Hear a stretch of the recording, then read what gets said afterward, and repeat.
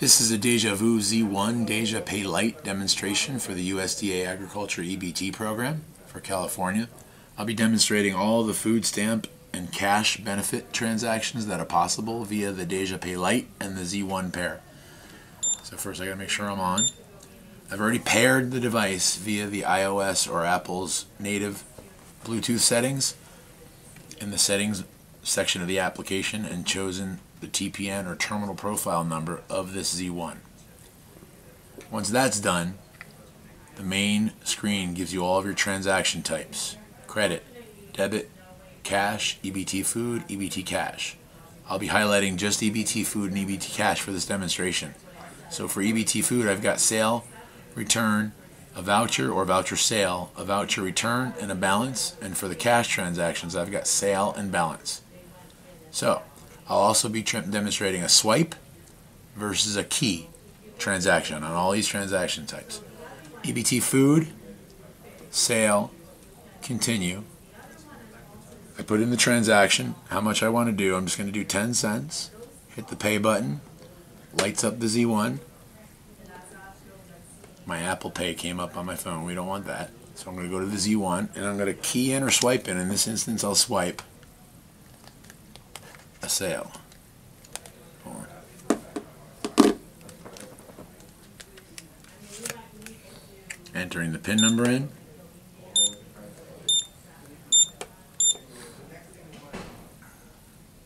And this is an EBT test card, so the response I'm about to get is a valid response. Just takes a couple seconds. Call Voice Authorization Center. That's a valid response for this test card on a swipe. So now I'll demonstrate the same exact transaction, but I'm going to key it in. So I just hit pay. Brings back me to the Z1. I'm going to key in an actual live card.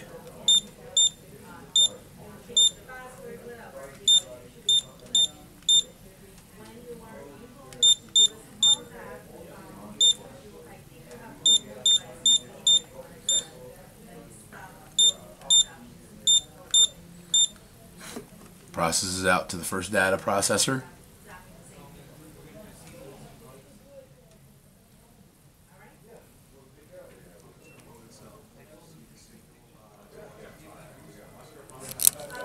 I've got an approval code.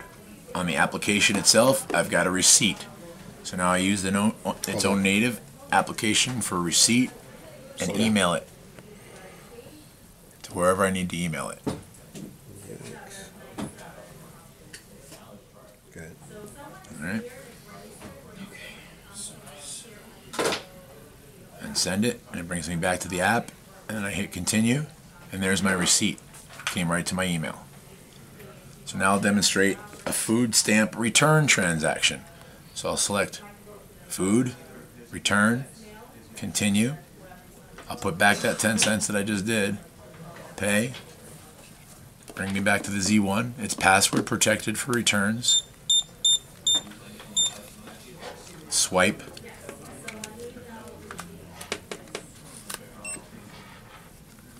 And I can't swipe the test card. No, you didn't select EBT. Oh, hold on.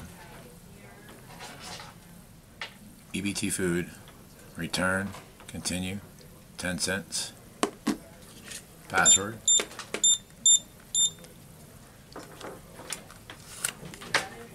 PIN number, there we go.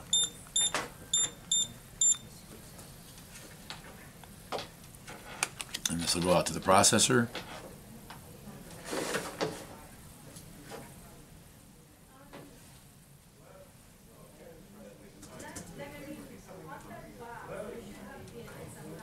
And I've got the same call Voice Auth Center, which is a valid response. And then I would get a receipt on a normal transaction. And that's a food stamp return with a swipe. This card also has a food stamp return with keyed in. So I'm going to do the same transaction.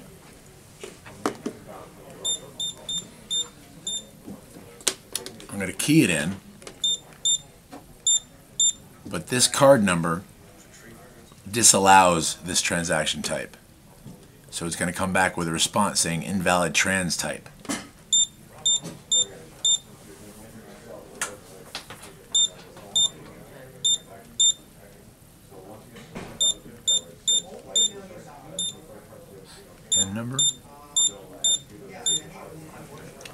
Processes out to the processor.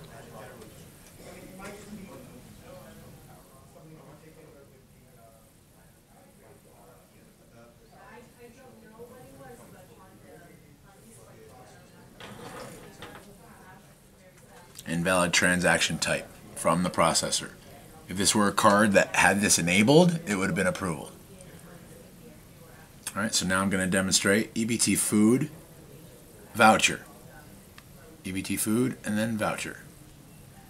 Continue. I'll do it 10 cents again.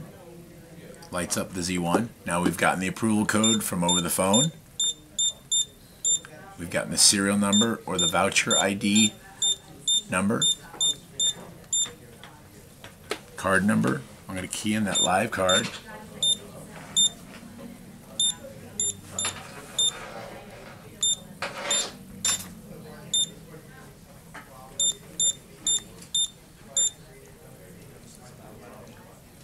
And in this scenario, it's going to decline because we actually did not call in anywhere for a real approval code, but that is a valid response, declined. It's hitting the processor.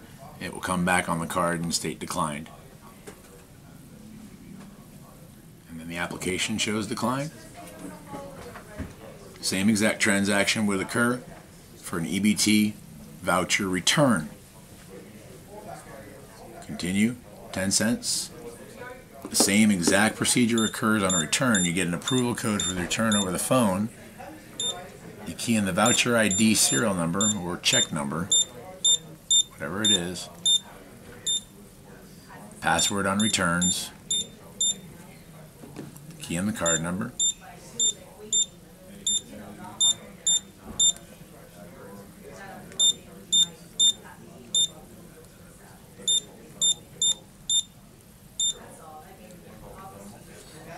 Same declined response will come back since obviously this is not a valid approval code.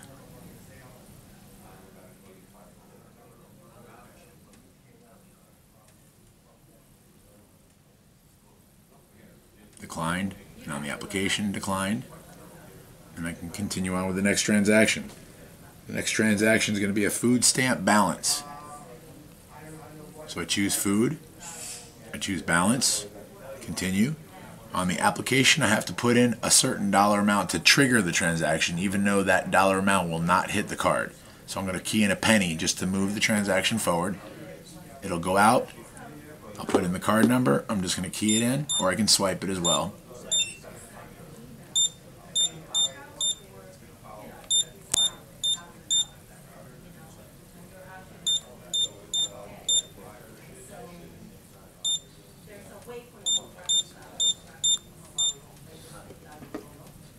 Goes out to the processor.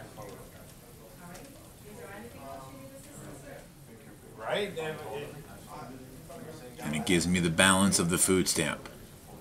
It'll get on the screen as well as on the receipt. $12 and some odd cents. That went quickly, but here on the receipt, $12.90 food stamp value balance. I can share the receipt the same way I did it earlier and attach it to my email. I already have copies of that. I will email you guys that. I'm just going to continue on for now. Same transaction with a swiped EBT food, balance, continue, put in a penny to get the transaction started, sends it out, now I can swipe it. Same exact procedure applies. PIN number, goes out to the processor, and this is a test card, so it's going to come back with that same call authorization center, which is valid for the test card.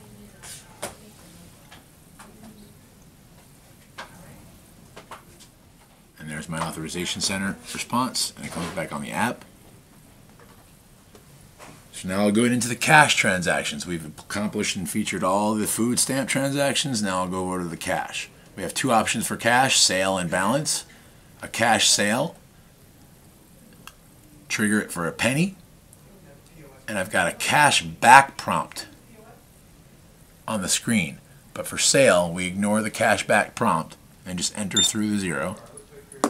Key in my card number. I'm going to do a keyed in transaction first.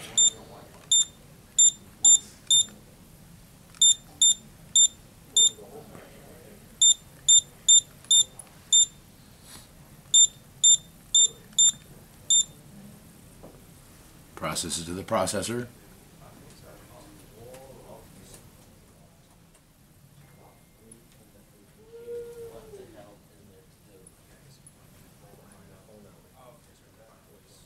Here's my approval code. That's a live transaction. And there's my cash transaction receipt. I can share it as well via email like I did earlier. I'll just continue on for that. Now I'm going to do the same transaction for an EBT cash with sale, and I'm going to do cash back. So I'm going to key in and start the transaction with the same penny. The cash back configuration is preordained in the terminal profile build up to a certain dollar amount as a threshold. I've got $100 as a cashback threshold built into this, but I'm only going to do $1. So here's my cash back. I'll key it in for $1. I'm going to do a swipe transaction this time. Since this is a live card, I don't want to take people's cash away.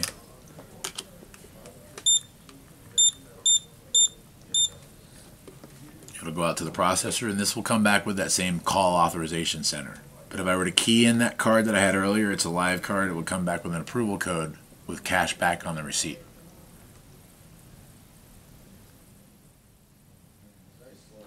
And that's the valid response on the decline call off center. So that's a cash sale, a cash with cash back sale, and the last transaction we've got is a cash balance. I can key in or swipe this as well. I'll get the transaction started with a penny. It does not hit the card for that on a balance transaction. It just wakes it up to start the transaction. It also prompts for cash back on that. I just enter through that, and I'll put in my card number.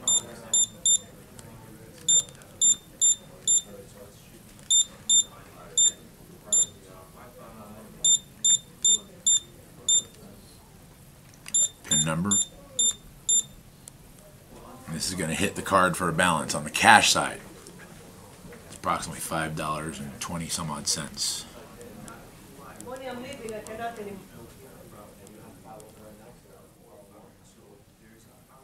And there's your $5.33 cash balance. Comes up as a receipt on the application. I can share that out as well or print it out.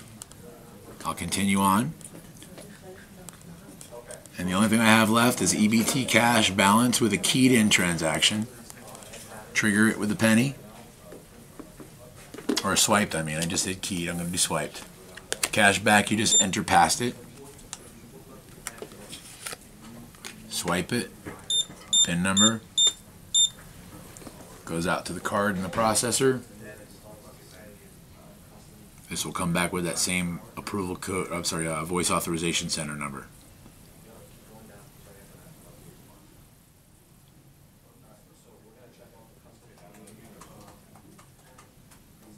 And there you have it, folks. That's Dejapay Lite with all of the EBT cash and food stamp transactions available on the First Data Omaha platform.